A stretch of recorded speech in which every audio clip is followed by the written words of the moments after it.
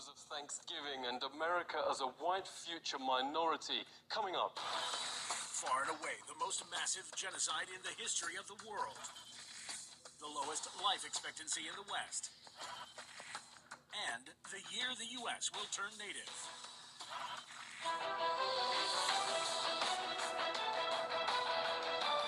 Virtually none of Thanksgiving has an ounce of accuracy, notes the bestseller Lies My Teacher Told Me. The idea of Europe bringing civilization to the Americas simply flips truth on its head.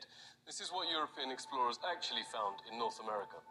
Far and away the most beautiful city on Earth. 5 times the size of London or Rome. Great towers and buildings rising from the water. 60,000 gleaming houses, and how spacious and how well built they were. Of beautiful stonework and cedarwood, and the wood of other sweet-scented trees. The many streets and boulevards of the city were so neat and well swept, despite the multitude of inhabitants, crisscrossed with a complex network of canals, like an enormous Venice, but also remarkable floating gardens that reminded of nowhere else on Earth. While Europe was drinking water from its polluted city rivers, huge aqueducts transported America's water from fresh springs. But what impressed most were the special merchant areas, where timber and tiles and other building materials were bought and sold, as well as greengrocer streets, where one could buy every sort of vegetable, fruits, honeys, nut paste and chocolates, astonished by the personal cleanliness and hygiene of the colorfully dressed populace, and by their extravagant use of soaps, deodorants, and breath sweeteners. Most Europeans never bathed and kept clothes on at all times. The Pilgrim's Notes biographer Zini Feiner had a terrible smell. Indians tried, quote, without success to teach them to bathe. Settlers also had bad breath from rotting teeth.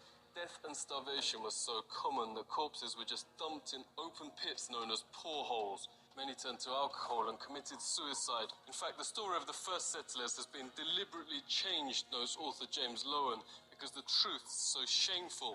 They actually settled hundreds of miles further south and stayed in America because the mission was a failure.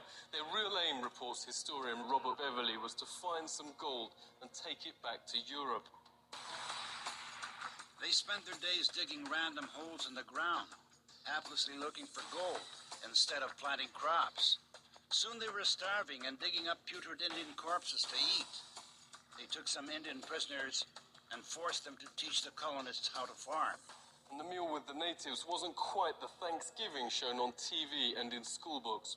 The colonists offered the Indians a toast to eternal friendship, whereupon the chief, his family, advisors, and 200 followers dropped dead of poison. In mainstream history books, perhaps the most common description of American territory then is virgin land.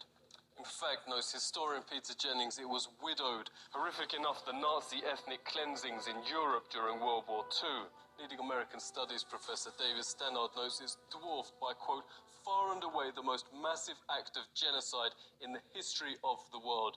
The death of 100 million indigenous people in the, quote, American Holocaust. Some from disease, but also vast numbers from a deliberate policy aimed at wiping out the race that mainstream history books continue to pretend never happened. He knows when Heinrich Himmler called the final solution, quote, delousing, Himmler was only echoing the Pilgrim Army's rallying cry, nits make lice, nits being Indian babies. This was a map of Indian nations across the US. 80% of the first government's entire budget went on attacking existing Indian settlements to take their developed farmland. Settlers would most probably not have survived, writes Jennings, on their own. 95% of America's entire population was then wiped out. American Holocaust notes there is documented evidence of colonist leaders going town after town, deliberately killing all men, women and children. Yet school texts and history books remain silent. Orders came from the very top. Under the direct order of George Washington, at least 28 of 30 Seneca towns and all the towns of the Mohawk, Onondaga and Cayuga were simply obliterated. George Washington wrote the Indian country, quote, must be destroyed. Thomas Jefferson called to, quote, pursue Indians to extermination. Nobel Peace Prize winner Theodore Roosevelt called beneficial the eradication of the native race. Stannard notes genocide was official public policy. California Governor Peter Burnett in his 1851 message to the legislature. Extermination must continue to be waged until the Indian becomes extinct.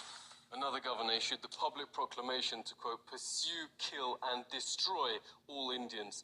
A witness notes the ensuing bloodbaths practically wiped out the native race. The whites shoot them down like wolves, men, women, and children, wherever they could find them. This war of extermination against the Aborigines is tending to the final extinction of the race. What reportedly saved the race from extinction was their use as slave labor. This extermination policy has proved so injurious to the interests of the whites. Indian labor is indispensable. Highly prized slaves were Indian girls as young as 3, said the Marysville Appeal, for fulfilling double roles of labor and of lust. Phil Lane Jr. is hereditary chief of the Hankton One First Nation. Phil, really great to see you. What facts are being airbrushed out of history? Practices were that sometimes you don't want to speak about, and they not only wiped out most of the people, but the way they did it, the greatest loss of people at any time in history. Cultural genocide is still being waged on surviving Indians, reports TruthSouth. From the start of the 20th century, children were forced into so-called Indian boarding schools designed to, quote, kill the Indian in them, according to the system's founding father, Richard Pratt. Indians are obliged to change their name to a Western one like Tom, made to dress and style their hair like whites. Indigenous Americans are also forced to adopt Christianity and all other parts of Western culture. Lenore Stiffan witnessed the abuse firsthand. Thank you so much for speaking to us. Can you tell us what happened?